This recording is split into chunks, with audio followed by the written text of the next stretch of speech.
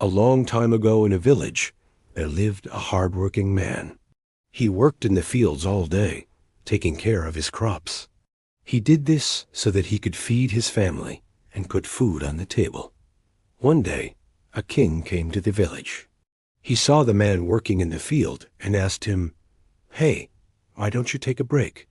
Come work in my palace. I'll pay you a lot of money." The man stopped working and thought about it for a moment. Then he replied, "Thank you for your offer, but I have to feed my family, so I can't leave my work." The king was surprised to hear this. He couldn't believe that someone would choose to work in the fields when they could work in the palace. So he said, "How about I make you the king of this village? You can have all the money and power you want." The man thought about it for a moment. Then he replied, "Thank you again for your offer, but I love working in my fields. That's where I'm the happiest." The king didn't understand why the man didn't want to work in the palace. So he said, "All right, then show me what you do in the fields." The man nodded his head and continued his work. The king followed him and saw that he was taking care of his crops. The man planted seeds, watered the plants, and weeded the crops.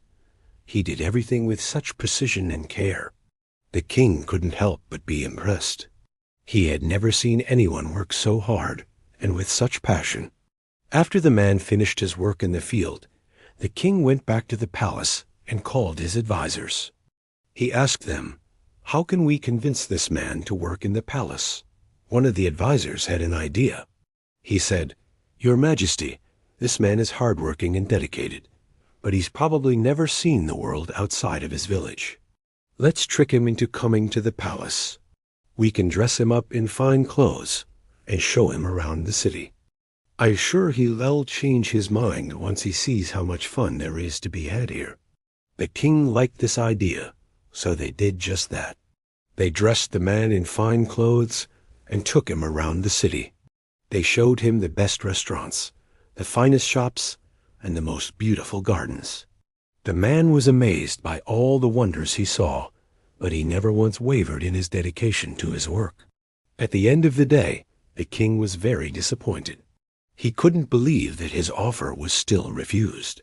He went back to the man's house and said, "I'm giving you one last chance. Come work in my palace or become the king of this village. What's your answer?" The man was very grateful for the king's offer, but he knew that his place was in the fields. So he replied, "Thank you again, Your Majesty, but I have to take care of my crops. It's my duty to feed my family. Besides, I love working in the fields. It's where I'm happiest." The king didn't want to force the man to choose between these two options, so he gave him another choice. "What if I give you whatever you ask for? How about a bag of gold coins? Would that convince you?" The man thought about it for a moment. "Thank you for your offer, but I don't need any gold coins. I already have enough." The king was completely baffled. He didn't know what else to say. Finally, he asked, "So what do you want?" The man smiled and said, "You've shown me the world outside of my village, but I've never seen the inside of a palace. May I please see your palace?" The king was taken aback by the man's request, but he agreed. He led the man on a tour of the entire palace, showing him the throne room, the dining room, and even his bedroom.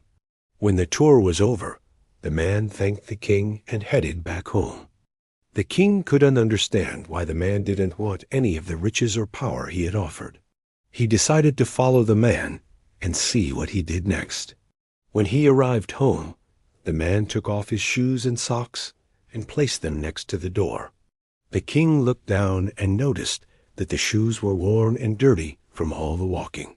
He looked up and saw the man sitting on the floor, eating dinner with his family. Suddenly, it all made sense to the king. The man wasn't refusing his offers because he was greedy or arrogant.